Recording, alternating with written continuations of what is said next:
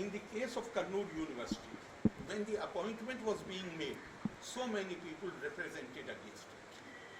So many. But university went ahead and appointed her. Can you believe that this can, I mean, one can for argument's sake can say that the chief minister was not aware of these illegal goings. But if you recall, because there was public protest or representations were coming against that appointment, chief minister himself personally defended the appointment. And then that appointment was cancelled by Honorable High Court. Not only appointment was cancelled, Honorable High Court said that you will have to revise the merit list because this lady does not have the basic qualification. I ask you, how many editorials have been written in how many channels? Have you held anybody responsible morally for this thing? Suppose this thing had happened in some other state, at least one or two heads would have fallen. But here nobody takes any notice. Why they do take no notice of it? Because Kerala people, the youngsters are so talented, instead of feeling frustrated, they go outside Kerala. This year, out of 38 Kerala candidates who have successfully competed in the central services examination, you know the overwhelming majority of them, I found it out. Overwhelming majority are those who have graduated not from Kerala, but from universities outside Kerala. And even those who have graduated from Kerala, for coaching they went to Bangalore or Chennai. So, and I'm not saying this, much before I came to Kerala, I have only highlighted the crisis of the higher education in Kerala. Dr. C.N.R. Rao wrote a letter to my predecessor saying that the higher education is in doldrums in Kerala. Professor K.N. Panikkar, who himself is a leftist, in his article he endorsed everything that Professor C.N.R. Rao had said. So this is not something. Why? Because the kind of unionism, the kind of aggressiveness and violence which they resort to, that has driven away industry from Kerala, that has affected the business in Kerala, and now the universities are at the list. I'm doing my best. I'm trying to save the situation, but after this High Court judgment, even my hands are gone. My judgment was described as arbitrary. My office had written 2 letters to Kerala University. Then what should I do? And then, today you are aware, so many universities, they have only acting VC and the education minister says, everybody knows that they have told them, even before the bill was passed in the House, they had told them not to send the nominee for the selection committee because we are bringing this bill. That bill will not, at least as long as I am there, that bill will not become law. Why? Because that bill goes against the spirit of the Supreme Court, Honorable Supreme Court decision. Supreme Court has said, you cannot, although it was about one name, but the conclusion was that you cannot make a recommendation which binds the hand of the Chancellor. Chancellor should exercise his discretion in the appointment. So there cannot be less than 3 names. Now what they are proposing, and this Honorable Supreme Court has also said in the Bengal judgment case, state government has no role, no business as far as the appointment of the Vice Chancellors is concerned. Here government is proposing one nominee of the government, one Vice Chairman of the Higher Education Council who himself is a government nominee, and one will be syndicate nominee. There will be one nominee by the Chancellor and one nominee by the, as they have proposed, one of the UGC. So what they have written in the bill is that the recommendation will be made by majority vote. This committee is not for the selection of the Vice Chancellor.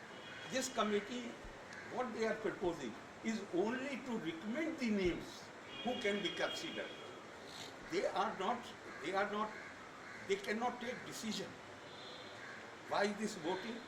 Voting is to outvote the nominee of the Chancellor and the UGC, so that they can appoint Vice Chancellors who can appoint their relatives as associate professors or as in some other position where unqualified or underqualified persons belonging to political dispensation. They are appointed in the universities, they are given admission in the PhD, they are declared as elected even though they have not participated in the election. Kerala facing a legal, the law says, and I will give you a specific example. The law says that this position of the Vice Chancellor should be filled. Syndicate should send its nominee. Honorable High Court has also said within 1 month, government is asking them not to send the nominee. So they are asking the university to violate the law. They have proposed this in violation of the judgment of the Honorable Supreme Court. So what I feel is that we are inching towards constitutional and legal collapse of the higher educational system in Kerala. I do not know. I was going to act in a big way. But because of this judgment of the Honorable High Court, where despite I'm saying, my office having written 2 letters to the Kerala University, the judgment says that the Chancellor decision is arbitrary. What is arbitrary? Mess about it. So, in a way, they have bound my hands. So I do not know what is going to happen. But this bill which they have proposed goes against the grain, against the spirit of the Constitution and the law. And I shall not give assent to that. There is no way I can give assent to that. So let us face whatever the situation is there. It is only the young generation of Kerala. Kerala, I know, is full of talent. The whole world is taking advantage of Kerala talent. Kerala is driving away the talent. They go to after 10+2, they go to universities outside Kerala. They are brilliant people. They get admission everywhere. But as I have earlier said, crime is very low in Kerala. But the tendency to take law in your own hands. Why? Because you feel that your union will be able to save you. And your union enjoys political patronage. So they are responsible for driving the industry away from Kerala. They are responsible for impacting the business in Kerala adversely. Now they want to destroy the higher education system of Kerala. At least I will not, and this bill which they have proposed, I have told them, I said, why don't you run universities as department of the Education Ministry? I have no problem. But if it is a university, it will be autonomous. If it is autonomous, there cannot be any interference by the government. And always remember, in the case of Tamil Nadu, when Jayalalitha ji was sworn in as Chief Minister, which was challenged in the Supreme Court had said that the will of the people as expressed through majority party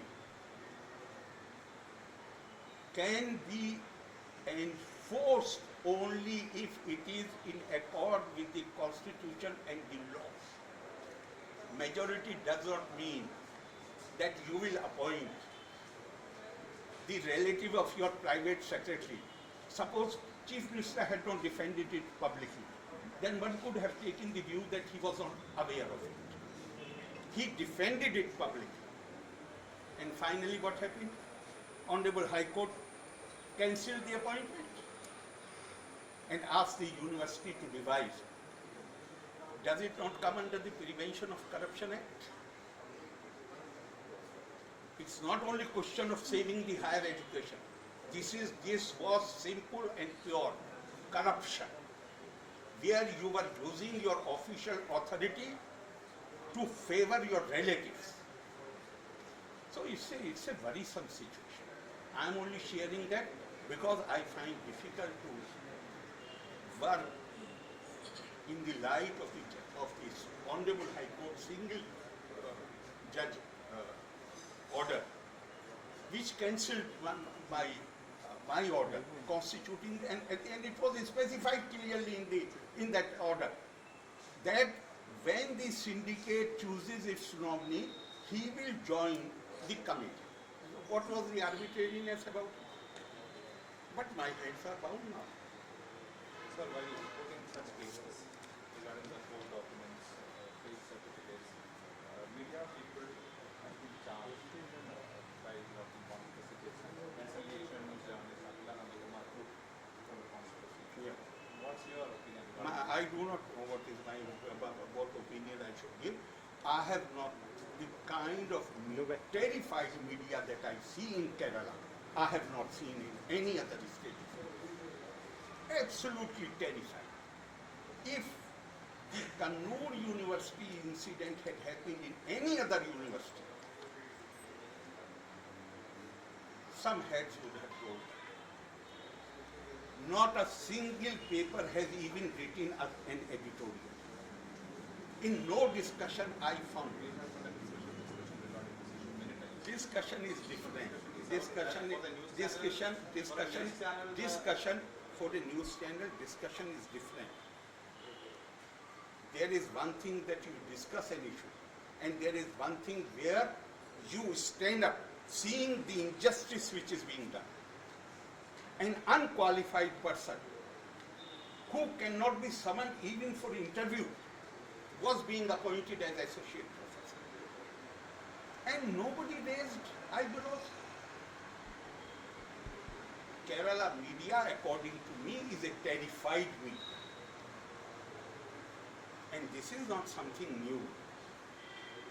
People who are terrifying media, they subscribe to an ideology which considers coercion, pressure, even violence as a justified means to achieve political goals. So if you are terrified, I can understand, but I can't help it.